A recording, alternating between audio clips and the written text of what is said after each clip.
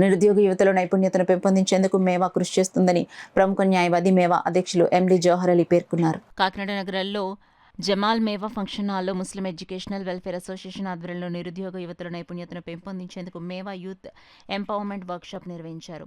Programme coordinator MD Abdul Aziz అధ్యక్షతన జరిగిన కార్యక్రమంలో resource persons Aditya, IIT foundation school principal Moina, Narayana విద్యాసంస్థ ప్రిన్సిపల్ షర్మిల, టీఎంసీ సభ్యులు జాకిర్లు పాల్గొని నిరుద్యోగ యువకులకు ఇంటర్వ్యూలు ఏ విధంగా పాల్గొనాలి, ఇంటర్వ్యూలో చేయకూడని తప్పులు, నైపుణ్యతను ఏ విధంగా పెంపొందించుకోవాలనే అంశాలపై వివరించారు. ఈ సందర్భంగా మేవా అధ్యక్షులు ఎండి జవహర్ అలీ మాట్లాడుతూ నిరుద్యోగ యువతకు ఉపాధి అవకాశాలు అందించే దిశగా మేవా చర్యలు చేపట్టడం జరిగిందని, అందులో భాగంగా తొలి ప్రయత్నాల్లోనే నిరుద్యోగ యువతకు నైపుణ్యత స్కిల్స్ను పెంచే విధంగా చర్యలు తీసుకోవడం జరుగుతుందని వివరించారు.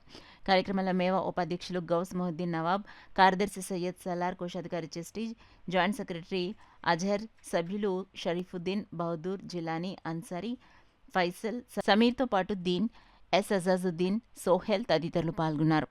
కాకినాడ పట్టణం పరిసర ప్రాంతాల్లో ఉన్న ముస్లిం సమాజంలో విద్య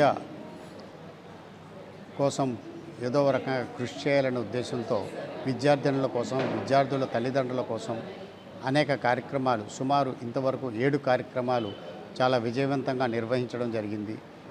అలాగే ఈ రోజున ముస్లిం యువత, నిరుద్యోగ యువత ఎవరైతే ఉన్నారో, వెనుకబడి ఉన్నారో వారి కోసం ఉద్యోగ అవకాశాల గురించి, మెలకువల గురించి, ఏ విధంగా ఉద్యోగాలు సంపాదించాలి అన్న విషయాల గురించి చెప్పడానికి నిష్ణాతులైనటువంటి మేధావుల ద్వారా చక్కటి కార్యక్రమాలు ఇక్కడ నిర్వహించడం జరిగింది.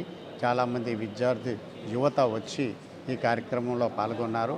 ఈ కార్యక్రమంలో ప్రధానంగా మాకు రిసోర్స్ పర్సన్స్గా అనేక మంది నిష్ణాతులైనటువంటి మేధావులు వారు స్వయంగా మా ముందుకొచ్చి ఈ ముస్లిం సమాజంలో వెనుకబడి ఉన్నటువంటి యువత కోసం వారి ఉద్యోగ అవకాశాలు పెంపొందించే విషయంలో అనేక చర్యలు తీసుకుంటూ అనేక విధాలుగా ఈ రోజున కార్యక్రమం నిర్వహించినందుకు వారికి మీడియా ద్వారా వారికి ధన్యవాదాలు తెలియజేస్తున్నాను.